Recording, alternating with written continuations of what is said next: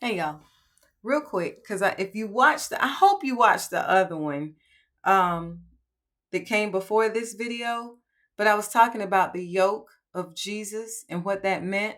So now I want to go a little bit more into what it meant to be a disciple.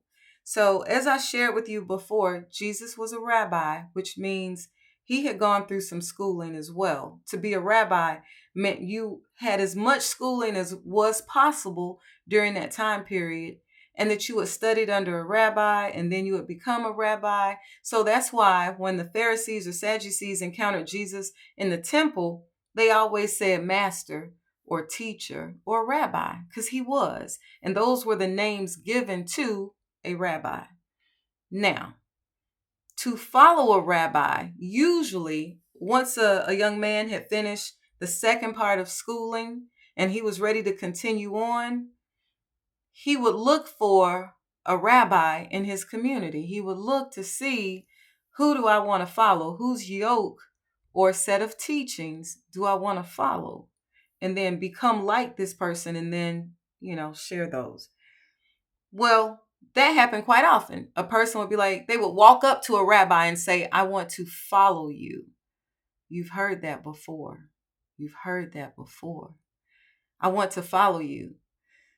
And then the rabbi could say yes or no. And we even have an example of a person going to Jesus. I think it was a rich lawyer or something like that in the Gospels, who went to Jesus and said, I want to follow you. And Jesus sent him away.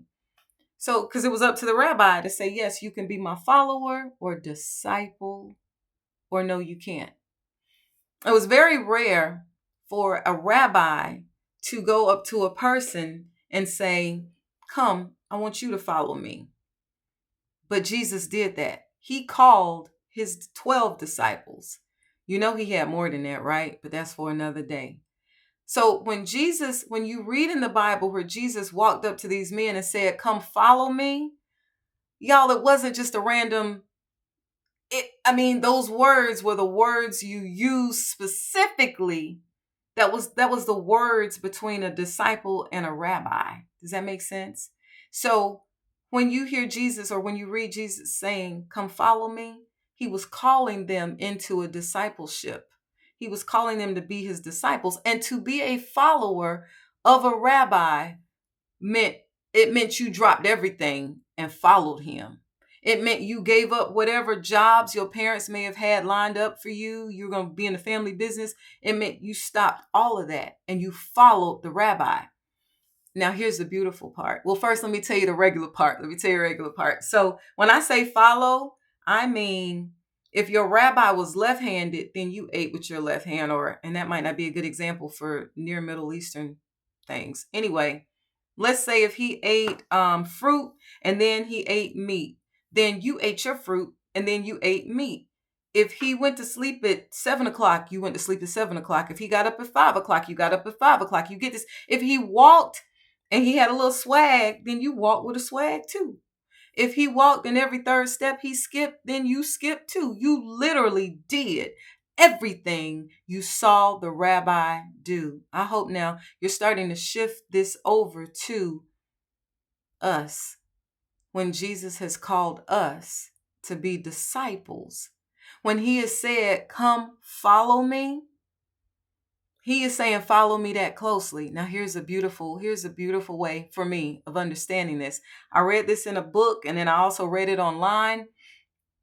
It is said that disciples followed their rabbis so closely that the dust kicked up from the sandal of the rabbi landed all over the disciples. They were following that closely that the dust kicked up from the feet, from his sandals, just landed on the disciples. That's how close. So that's how close we're supposed to follow Jesus. You catch that?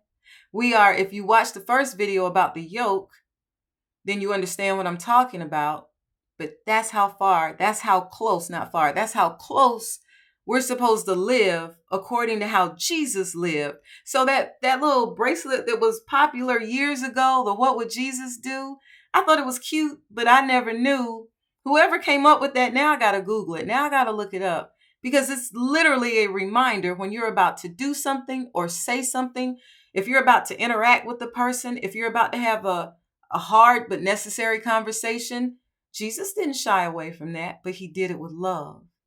He did it with love.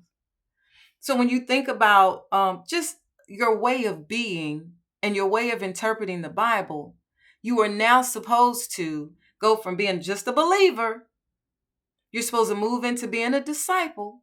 And now when you see in the scripture where it says, you have not chosen me, but I have chosen you, it takes on a whole nother level, because it is very rare. It was very rare for that time period for any rabbi to call a disciple, to call someone into discipleship. But Jesus has called all of us to be his disciples. He gave all of us the Great Commission in Matthew 28:19.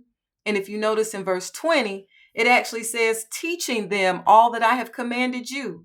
So we're not only supposed to be disciples who follow Jesus closely, but we're also supposed to make disciples. I'm going to stop right there. We're going to talk about discipleship more later. God bless y'all. Let me know what you think.